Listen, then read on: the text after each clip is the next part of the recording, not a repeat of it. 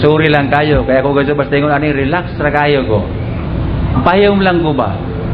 Sa di pa na ako tubago, nahibulong ko. Kundi lang po ang oras natin, sir. Sige lagi, sige lamang.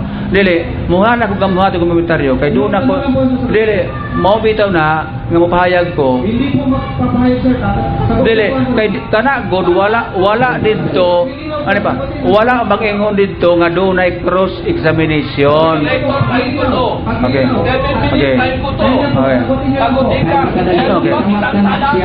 Okay. Gitawag ka na siya nga replenish. Replenish ka ni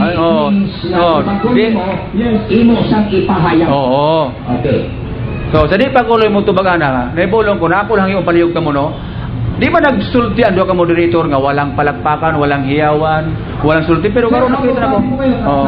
Dili ba, gusto lagi na ako nga, kung dili na mausapan na, okay? Ang pangutana, sige lang, ang pangutana ng ingon, mayroon bang talata sa Biblia na pulong sa Diyos? Ang Biblia ay pulong sa Diyos. Walang mabasa diretsa na talata na sinasabing ang Biblia ay pulong ng Diyos. So, okay na. Wala. Okay. Ang susunod po na magbibigay po ng pahayag ay 30 minutes din po.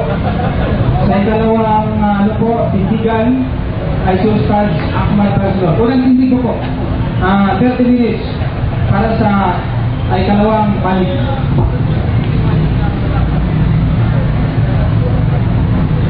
Kala Rabbi Rasli Sadri wa yasir li amri wahlul 'uqdatam min lisani yafqahu qawli. Sadaqallahu ladin.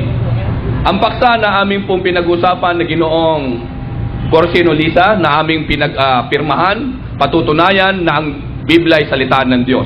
Isa lamang ang tanong ko, sapagkat sa aming banal na Quran, pikap siya ng pikap kanya ng Quran paulit-ulit binabanggit na ang Quran ay salita ng Diyos.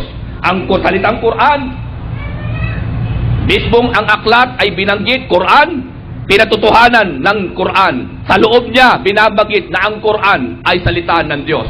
Ang isa lang naman ang tanong ko, napakasimple lang po mga minamahal kong mga surigayan yun Simpleng-simple lang. Sinabi ba ng Diyos na tatawagin na ang kanyang salita na Biblia? Ganun lang kasimple yun Kung merong isang talata sa Biblia na mababasa na sinabi ng Diyos, ang Biblia, ang aking salita ay Biblia na ipinahayag sa inyo. Ngunit wala po Ibig sabihin, bakit tinatanggap ninyo na ang Biblia ay salita ng Diyos? So, saan ang galing yung salitang Biblia? Ibig sabihin pala ito'y imbento lamang. Hindi ang Diyos ang nagsabi. Sarili lamang gawa-gawa. Samantalang ang Quran, binanggit mismo.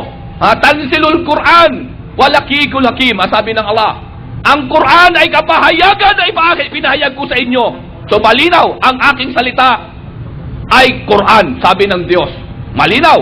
Yun lang naman tinatanong ko Pag meron nakitang gano'ng isang talata na sinabi ng Diyos, ang aking salita ay Biblia.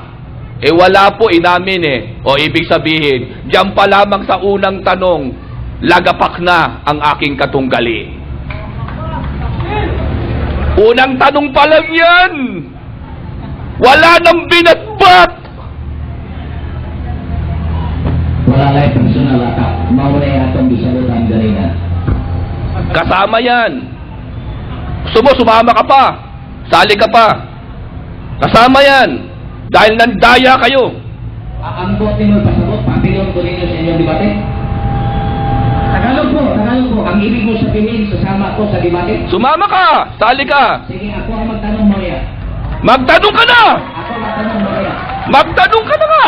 Basta binigyan ako ng karapatan. Welcome! Ako ang magtanong mamaya. Magsama ka pa ng marami! Okay, tuloy-tuloy sa explanation mo.